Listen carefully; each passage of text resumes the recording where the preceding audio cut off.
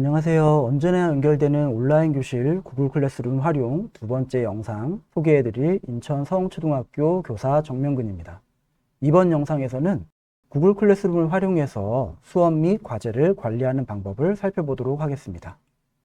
구체적인 내용은 다음과 같습니다. 첫 번째로 구글 클래스룸에서 만들 수 있는 수업 과제 종류를 알아보고, 수업 과제를 생성해보고, 수업 과제를 평가하거나 관리하는 방법을 알아보고, 마지막으로는 전체적인 성적을 살펴보고 관리하는 방법에 대해서 알아보도록 하겠습니다.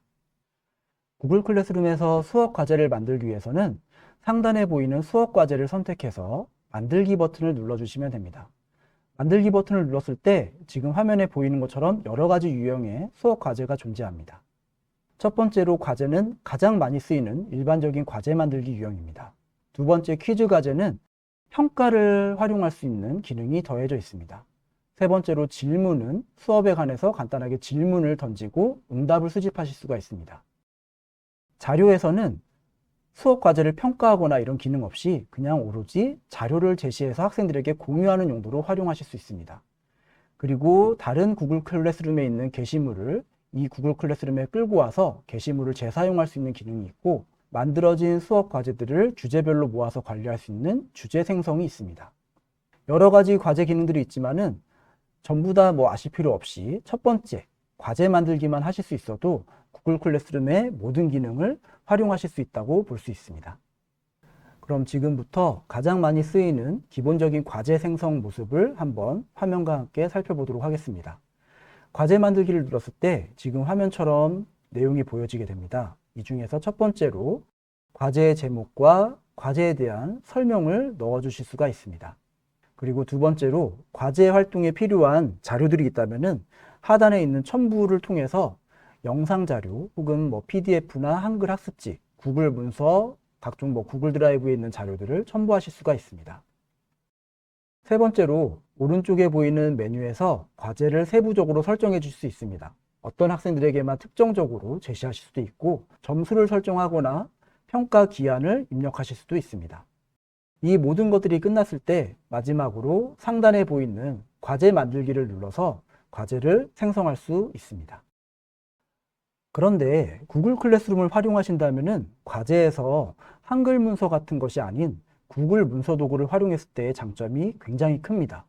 왜냐하면 구글 문서 같은 거를 이용했을 때 개인별로 학생들에게 학습지를 제공할 수도 있고, 개인별 학습지를 받은 학생들이 학습 활동을 하는 모습을 실시간으로 모니터링 할 수도 있습니다. 그리고 개인별 활동이 아닌 구글 문서나 구글 슬라이드를 활용해서 학생들이 모든별로 협업 활동을 할 수 있는 것도 가능합니다. 마지막으로 학생들이 과제를 완료한 후에 교사에게 제출을 했을 때 교사가 과제를 살펴보고 피드백을 주고 학생에게 다시 학습지를 건네주는 활동 결과물을 주고받는 활동도 가능해집니다. 이런 여러 가지 장점들 때문에 구글 클래스룸을 이용하신다면 구글 문서 도구를 활용해서 과제를 생성하시기를 추천을 드립니다. 그럼 구글 문서 도구를 어떻게 과제에 첨부할 수 있는지를 간단하게 살펴보도록 하겠습니다. 아까 과제 만들기 화면에서 하단에 보면 첨부 버튼이 있었는데, 그때 내가 기존에 구글 드라이브에 만들어 놓은 문서가 있다면 그 구글 문서를 드라이브를 선택해서 업로드를 하실 수도 있고, 미리 만들어 놓은 학습지가 없다면 가운데 보이는 더하기 버튼을 눌렀을 때 구글 문서, 구글 슬라이드, 구글 시트, 구글 드로잉 혹은 구글 설문지를 바로 생성해서 첨부하실 수도 있습니다. 더하기 버튼을 눌러서 원하시는 구글 문서 혹은 구글 슬라이드 등을 과제로 첨부하셨다면 새로운 탭이 열리게 됩니다. 그 새로운 탭에서 선생님이 생성하신 학습지를 수업에 맞게 편집하신 다음에 다시 과제 만들기 인터넷 탭으로 돌아오시면 됩니다.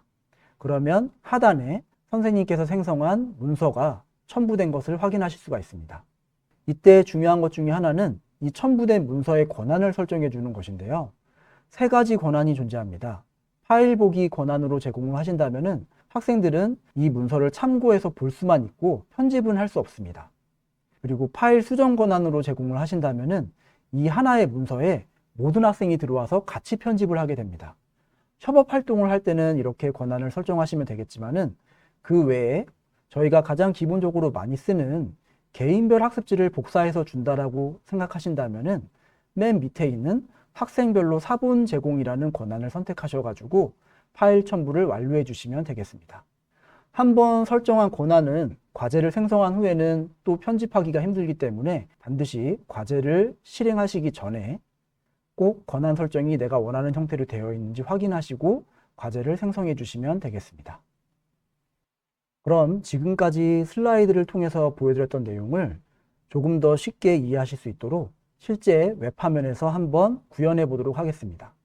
수업 과제를 들어가서 만들기 버튼을 누르신 다음에 과제를 누르시면은 과제 생성 탭이 열리게 되고요. 과제 제목은 필수적으로 넣어 주셔야 되고 과제에 대한 세부 안내사항은 선택사항이기 때문에 넣지 않으셔도 과제 생성에는 무리가 없습니다. 오른쪽에 보이는 여러 가지 메뉴들은 직관적으로 구성되어 있기 때문에 뭐 점수 설정이라든지 평가 기한 같은 거를 설정해 주셔도 되고 전혀 설정하지 않으셔도 과제를 생성하는 데는 무리가 없습니다. 그리고 구글 문서 도구를 첨부하기 위해서 더하기 버튼을 누른 후에 구글 슬라이드를 만약에 첨부를 한다고 하면 이렇게 내 구글 클래스룸 화면 탭과 별도로 새로운 문서 탭이 보이게 됩니다. 여기에서 학습지 내용을 편집하시고 원하시는 내용으로 학습지 편집이 끝났다면은 그냥 X를 눌러서 닫아주시면 됩니다. 그러면 조금 전에 만든 학습지가 첨부된 것이 보이고요. 여기에서 파일 보기 권한을 학생들 개인별로 학습지를 만들게끔 하고 싶으시다면은 학생별로 사본 제공이라고 선택하신 다음에 상단에 보이는 과제 만들기를 눌러주시면 됩니다. 이와 같은 방식으로 과제를 생성하시면은 모든 학생들이 이 해당 문서의 학습지를 개인별로 받게 되고 학습 활동을 할 수 있게 됩니다. 그럼 지금부터는 만들어진 과제를 편집하거나 아니면은 과제 수행이 어떻게 되고 있는지 관리하고 확인하는 방법, 그리고 과제가 이루어지고 있는 동안에 평가하거나 모니터링하는 방법에 대해서 살펴보도록 하겠습니다. 교사가 만들어 놓은 수업 과제를 들어가 보시면은 지금 보여지는 화면처럼 보이게 되는데 안내와 학생 과제 메뉴를 통해서 내 수업을 다시 편집하거나 혹은 학생의 과제를 모니터링 하실 수 있습니다. 편집을 위해서는 과제 안내를 선택하신 후에 오른쪽 상단에 점 3개 버튼을 눌러서 수정하거나 과제를 삭제하실 수 있습니다. 링크 복사를 누르시면은 이 링크 복사를 통해서 학생들이 바로 이 해당 과제에 접속을 하실 수 있도록 안내할 수도 있습니다. 그리고 과제를 제시했는데 학생들이 문의사항이 있다면은 이 안내 메뉴에서 하단에 보이는 이 수업 댓글을 통해서 과제에 대해서 서로 문의하고 소통할 수 있습니다. 여기에서 이야기되는 댓글들은 공개되는 내용이기 때문에 여러 학생들이 글을 올렸을 때 모든 글이 다 보이게 되고 교사가 안내를 하면은 모든 학생에게 같이 보이게 됩니다.